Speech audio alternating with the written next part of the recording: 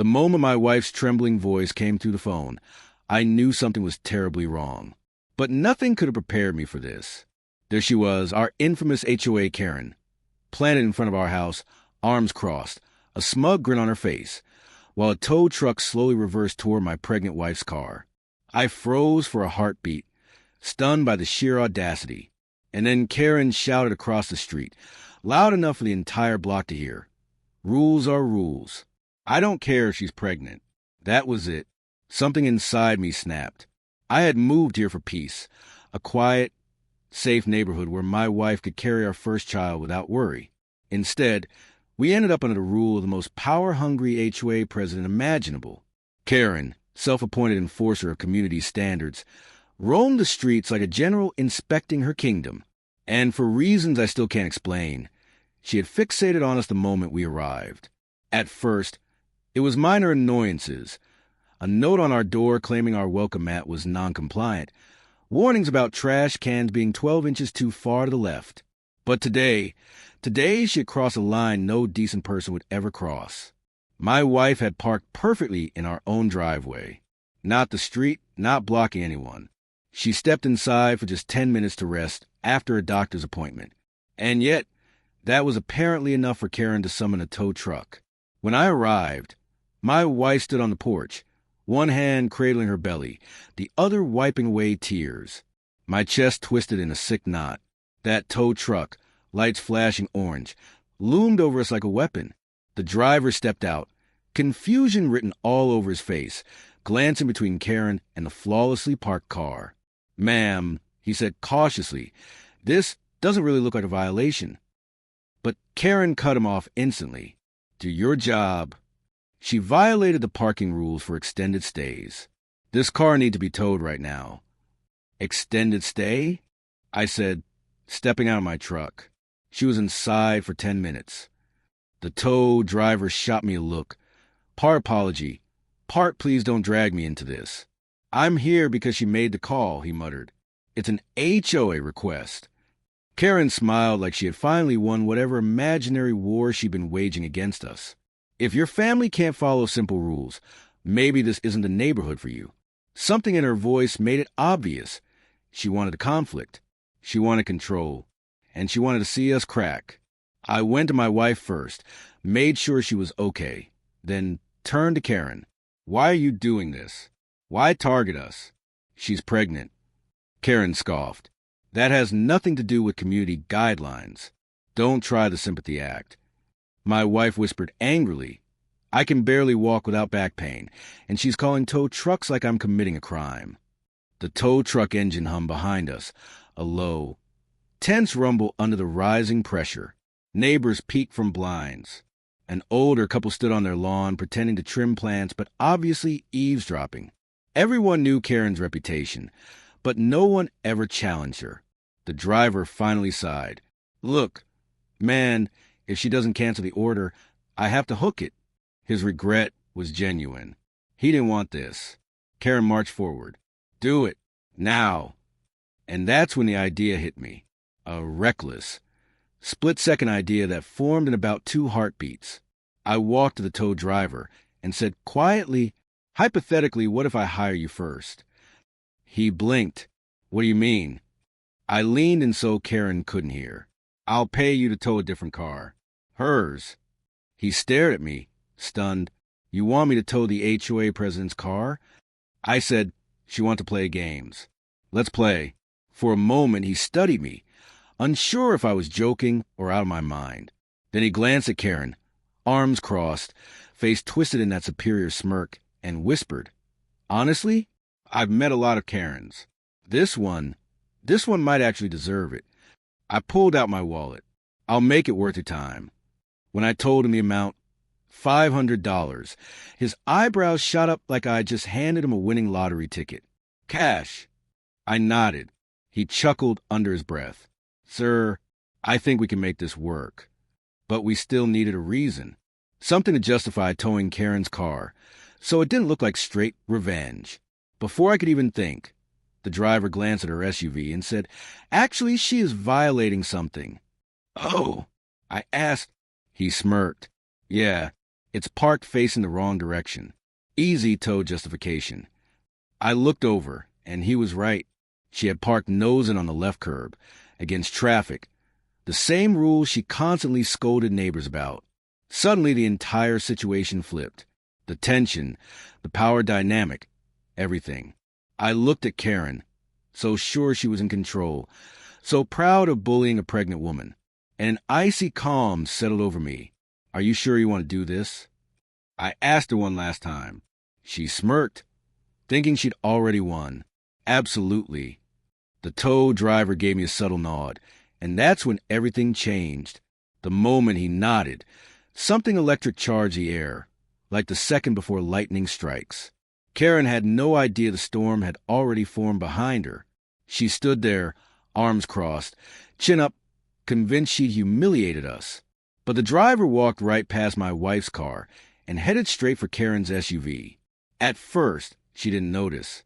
She was too busy lecturing my wife about expecting special treatment and learning responsibility. Every word made my jaw clench tighter. My wife just stared at her, hand on her belly, trying to stay calm. But the instant the tow driver lowered the metal lip behind Karen's SUV with a loud clank, she whipped around. "What are you doing?" she barked. The driver didn't even glance up, taking the vehicle listed for pickup. My vehicle? That's not the one I called about. He pulled out his clipboard, flipping it casually. "Actually, ma'am, yours is in violation of City Parking Code 1423. Wrong direction parking on a residential street." Her face drained. "That's ridiculous. I'm the HOA president." The driver shrugged. "HOA rules don't override city law." "Oh, that one hit deep." She stepped forward, sputtering.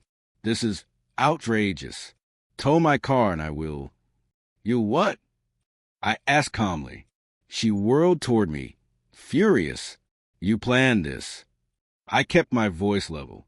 "You try to tow a pregnant woman's car for stepping inside her home for 10 minutes. Don't look shocked when karma works faster than you expected." She gasped like I'd struck her. Meanwhile, the tow driver hooked the chains around her front axle with a speed that suggested he'd been waiting his whole career for this moment. Clank, tighten, lift. Her SUV rose off the ground. And for the first time since we met her, Karen looked powerless. Completely powerless. Neighbors emerged from doorways and porches. The street suddenly filled with an audience. A few who usually avoided conflict had phones half out, pretending to check messages but ready to record. "Stop," she screamed. "You can't do this. That's my property." The driver didn't flinch. "You can contact the impound office after 3 p.m. She looked at me again, panic taking over. "Tell him to stop." I didn't move. "Did you tell him to stop towing my wife's car?" Even after I explained she was pregnant? Even after he said it didn't look like a violation? Karen's eyes darted between us. Rage, fear, disbelief swirling together. "This is different. I'm the one enforcing the rules." "No, you're the one breaking them." Her SUV hung fully lifted now, tilted in the air. The driver hopped up to double-check the straps, then returned to me and quietly said, "Payment." I slipped the $500 into his hand. He tucked it into his vest so smoothly it might as well have been a receipt. Then he tipped his hat and walked back to the truck. Karen lunged toward him. "I will sue you. I will get you fired. I will." He climbed into the cab and said through the window, "Ma'am, threats are recorded. Please step back." Recorded. The word hit her like a hammer. She froze. Her face went stiff because, of course, tow. Trucks have dash cams, audio, everything. The engine roared to life. Karen screamed, "Stop that truck!" But the driver was already rolling forward, towing her precious SUV like it was a trophy. Wheels squealed, metal groaned, and her entire little kingdom of authority crawled slowly down the street in front of a dozen watching neighbors. I swear, the whole block held its breath. My wife exhaled shakily. I can't believe that just happened." I squeezed her hand. She earned every second of it. But what came next caught me off guard. After her SUV turned the corner and disappeared, Karen didn't explode. She didn't chase the truck. She didn't call the cops. She just stood there, trembling, utterly silent. Her expression shifted from rage to shock, confusion, and something else I didn't immediately recognize. She whispered, barely audible, "No, no, this can't happen, not today." Then, suddenly, she ran full tilt back to her house. My wife and I exchanged looks. "What was that?" I murmured. "I don't know. That's not normal Karen behavior," she said. Inside, blinds flicked, doors slammed, and the neighborhood buzzed with whispers. Something felt off. Something big. And as it turned out, her meltdown wasn't just about the tow. There was a reason she needed her SUV. A reason she hadn't told anyone. A reason that was about to flip this whole situation upside down. When she slammed the door behind her, I assumed embarrassment. I expected her to storm back with a clipboard or more HOA threats. But 10 minutes passed. Then 20, almost half an hour. Nothing. No yelling, no marching out, no dramatic pointing at rules. My wife whispered, "Why hasn't she come back out?" That's not her. Even I felt it. That look before she ran, pure panic, not anger. I kept replaying her words. Not today. This can't happen today. Whatever had just happened with that SUV, it wasn't just inconvenient. It was catastrophic. An older neighbor, Greg, who had dealt with Karen longer than anyone, slowly approached. "You two okay?" "We're fine," I said. "But, Karen, I don't know." Greg sighed. "I've seen her throw fits, yell at delivery drivers, gardeners, even kids. But I've never seen her run inside like she saw a ghost." My wife rubbed her belly anxiously. "Should we check on her?" Before I could answer, Karen's front door cracked open just enough for her eyes to peek out. Red, frantic, darting like she was trapped and desperate for a way out. When she stepped outside, she wasn't the HOA tyrant policing doormats or trash cans. She looked pale, trembling, her voice shaky. I need your help." My wife and I exchanged stunned looks. Karen asking for help was like a volcano asking for a glass of water. My instinct screamed to shut the door on her permanently, but something in her voice, genuine fear, made me pause. "What's going on?" I asked. She hesitated, then whispered, "My SUV, it needed to be at the mechanic today. I had an appointment I couldn't miss. My brakes, they're failing. Grinding, locking up. I've been putting it off because HOA business. But today it got worse." I frowned. "So, call the tow yard. Emergency release." She shook her head violently. "I tried. They said it's checked in. Shop's overloaded. No release until tomorrow." "Okay, but why the panic?" "You could Uber." She clasped her hands. I wasn't going alone. My wife softened. "Karen, are you sick?" She shook her head. "Not me, my daughter." Her voice cracked. I froze. She took a shaky breath. "She has a rare condition. Medication ran out last night. Pharmacy only fills today. Special shipment. 2 hours. No early, no late." Suddenly, everything clicked. The meltdown, the panic, the urgency when the tow truck left. "You need a car," I said slowly. She nodded, tears spilling freely. I was going to pick up her meds and take my truck straight to the mechanic. Discreetly. No one needed to know she was sick. No gossiping neighbors. For a long moment, none of us moved.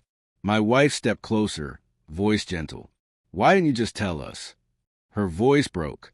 "I don't know how to be anything but this, the enforcer, the rule keeper. It's how I stay in control.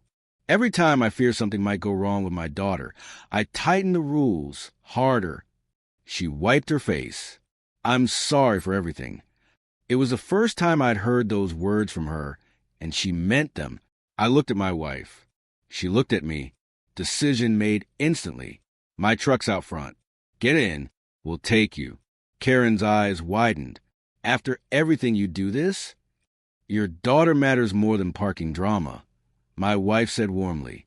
She swallowed, humbled, and climbed into the back seat. My wife took the passenger side. We drove to the pharmacy in quiet. No hostility, just unspoken thoughts heavy in the air. The pharmacist recognized her immediately. "Shipment just arrived." "You made it," he said. Karen exhaled shakily. My wife reached back, squeezing her hand. On the drive home, Karen whispered, "I don't know how to fix everything I've messed up." My wife smiled warmly. "Start by being human. That's enough." And that's what she did. The next morning, before sunrise, Karen knocked on her door with a handwritten apology, a box of cookies, and a promise to step down as HOA president. She needed to focus on being a better mother and a better neighbor. Slowly, the neighborhood changed. Fewer conflicts, fewer angry notes, more cooperation. Karen became softer, kinder, more real. Sometimes unfair people aren't cruel for the reasons we think. Sometimes they're scared, hurting, overwhelmed, or trying desperately to control an unpredictable world. And sometimes, just sometimes, the tow truck that feels like karma is really the start of understanding someone's story. If you enjoyed this story, hit that subscribe button. Every subscription pushes me to bring even more dramatic HOA tales. Tap the bell icon so you never miss a new upload. I'll see you next time, where justice gets even sweeter.